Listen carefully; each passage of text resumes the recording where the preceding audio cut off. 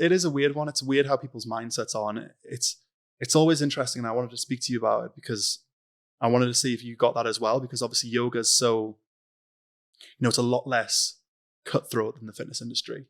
The fitness industry is a pretty cutthroat industry. Like, people will take your clients, people will talk poorly, but like, people will say bad things about other trainers. Yeah, definitely. But I don't think it's as kind of bad. So do you remember I said the business of yoga isn't yoga? Yeah. I think there's some eye-opening stuff when you see, like, when a new studio comes up, if another business feels threatened, there'll be a bit of that. To me, that's why I say it's not yoga. Because if you're living, or if you're trying to live what you study, what you preach, what you're selling, and what you're teaching, then more yoga studios coming up is a good thing, because it means more people are going to find out about it. Whereas if the reality of it isn't necessarily that. So I do find there is that in the space. People get threatened by new studios opening up. People get threatened by new teachers or what other teachers are doing. And I think you'll have, like I say, you'll have the mix. So you'll have the people who are able to sit with it and realize what a success that is for more people in the world to be doing it, to be letting that into their life, to be finding that space. And then you'll have the people with the scarcity mentality who probably still need to work on that and fill up. Yeah, that's interesting, isn't it? You wouldn't have thought, but inherently, obviously, they're still people. And, some people do get that scarcity mentality. And so so I heard my yoga teacher was like talking bad about another yoga teacher. And, you'd have to think like, what sort of yoga teacher are you? But like, it's interesting because you just, it's a spiritual thing as well, isn't it? So. And then, like you say, it's all part of the human condition. It's I'm kind of glad filled though. with humans. I'm glad though. I like that. That makes me feel better about myself. Because I'm like, okay, they're not perfect. I'm happy. No way. If anything, I think you're drawn to it because there's things to fix. No, perfect. You must have a few good ones. And I feel like I have some bad ones too. No, it's not that. It's that, do you know, like, different moments have different quotes. I have a feel like can I read one? Yeah. Because I have one that I keep quoting and re-quoting, and I love it. And I just absolutely think it's brilliant. It's Matt Haig. Do you know him? No, but I might know the quote if I hear it. Yeah. It's from his book, so I don't know if it's a quote per se. It's like a little passage. It's not very long. Yeah. I do have like a quick snippet quote. If that's better. No. Do you have it off by heart? So off the top of my head, I have two favorites. One's really quick. One's a Rumi quote, and it's just You're not a drop in the ocean. You're the entire ocean in one drop. So this is your favorite quote? So I've got two favorites at the moment, but I feel like I shift every now and then. I think different stages of your life have different kind of quotes. Well, I would say there's like points where I'll see something that sticks with me for a while. And I'll resonates. Share it and So one of them is by Matt Haig. And he says, like I say, it's a truncated version. It's all right to want something, but wanting is also lacking. That's what want means. So we have to be careful of our wants and watch that they don't cause too many holes inside us. Otherwise, happiness will drip out of us like water from a leaky bucket. That's good. I think it fits with the state of the world. It's hard though, isn't it? Because wanting something is a contract with yourself to kind of be unhappy until you get it. Mm-hmm. And you can always want something else. And it's hard because once you get to a point where you've achieved it, you change. And what you wanted 2 years ago, now you've got it.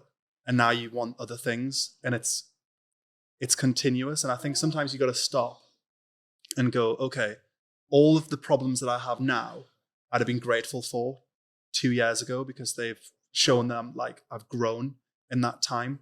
And I think it is dangerous, isn't it? Especially in the world that we live in where we're just exposed to so much.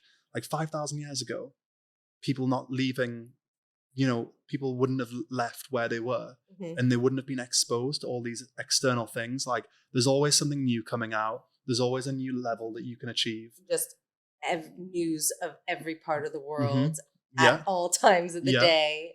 Yeah. There's someone younger than you who might be even less talented doing better than you because...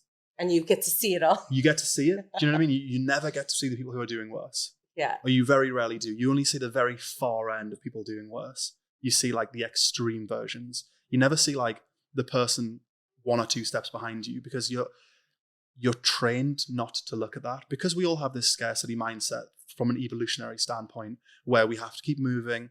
We have to keep in search of food and shelter and new opportunities. You're constantly in this kind of perpetual cycle of being like, right, what's next?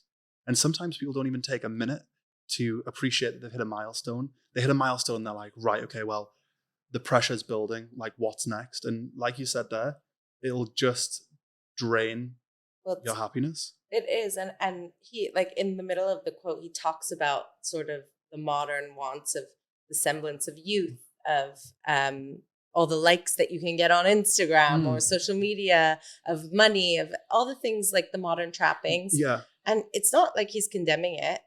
He's saying it's all right, but just be aware of it. Be mindful. And I think wanting, like you say, it's a contract to yourself. And I like that. And it's good. It's good to set goals. You see that in yoga when you're trying to do a shape, but it's putting them into perspective. Yeah. Remembering it's just a shape. Remembering it's okay if you don't achieve it in the time you said, or if it doesn't come out exactly as you planned. And then it's also a little lesson in gratitude, I think. When I'm trying to teach my baby how to feel grateful, and I was trying to explain it, and I was like, how do you explain gratitude to a 2-year-old? And what I finally came to is when you're grateful, when you're truly grateful, it's a moment where you don't want anything. And I think that really speaks to that quote. There's no holes. There's nothing leaking. You're just satisfied.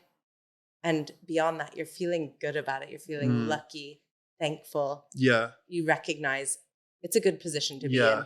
Yeah. I think sometimes you have to realize how much worse you could have it. Sometimes for me, I feel like that sometimes helps.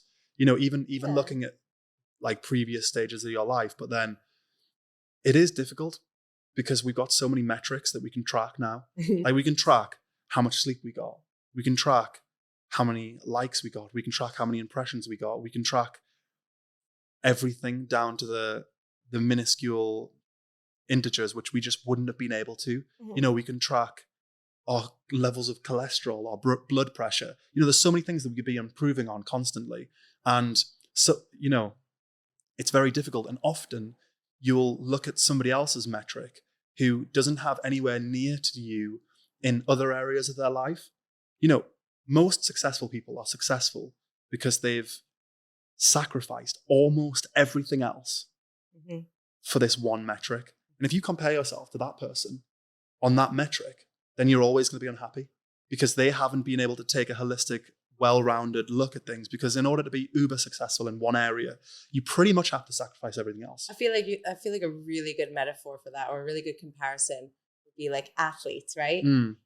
Not everyone is going to be Serena Williams. Not everyone can be the best tennis player in the world, but not everyone is going to sit day in and day out and just do that one thing. So I feel like it's an interesting point, because maybe it's about looking at how much we compare ourselves to other people. Comparison is the thief of joy. Yeah. Who said that? I'm not sure. Some president. Someone. Which one? Yeah. You know what? I didn't get as much sleep this month, and my training took a hit. And then you can go, but we've had a record month with the business. Do you know what I mean? There's only so much energy, and you can only deploy it in certain areas, but people will want to do all things all the time. And I feel like that's where, you know, they can go wrong. That's why they need to come to the pod. Yeah, come to the pod and just definitely. I'd say one of my favorite quotes, and one that I kind of live by, is that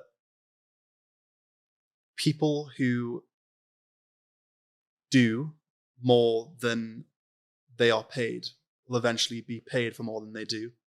And it's that whole thing of giving first. And obviously I attribute it to the business because I'm pretty consumed by my work. That's just the stage of my life that I'm in, and I know why I'm doing it. And I have but I have a bigger goal as well, which is which I have to do these things to get to the position to be able to do these bigger things that I want to do. So I understand it.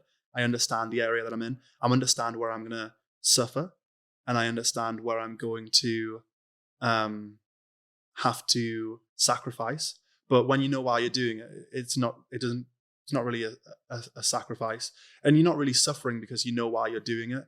Suffering is being in extreme pain and you don't know why. Whereas if you are, in that pain and you know why you're doing it, it's a lot easier. Is it still pain if you feel like you're happy to be in it? It's my choice. The feeling is still the same. So whether, like whether you are putting yourself through it for a reason or whether you're just being put through it as a punishment, like the stimulus is still the same, but it doesn't feel as bad because, like, say for example, right? Do you know when you're doing like really hard exercise and you're like in pain, like genuinely in pain, burning, like, lactic acid in your legs, you feel like dying. You understand why it's happening and it feels good after. If that pain came across suddenly when you were driving your car, do you know what I mean? Like intense pain. You just sat driving your car. You wouldn't have the same like feelings.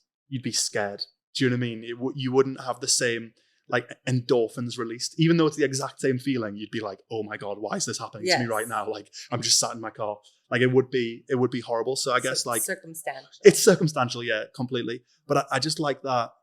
It doesn't hurt as much I think when you don't know where it's coming from. Yeah. Or if it's just there, it's a source of anxiety as well. So it doubles up. Definitely. But I kind of think that having that mentality where you are willing to do and do and do, and you're prepared to kind of put off the results for an extended period of time. You're prepared to delay your gratification.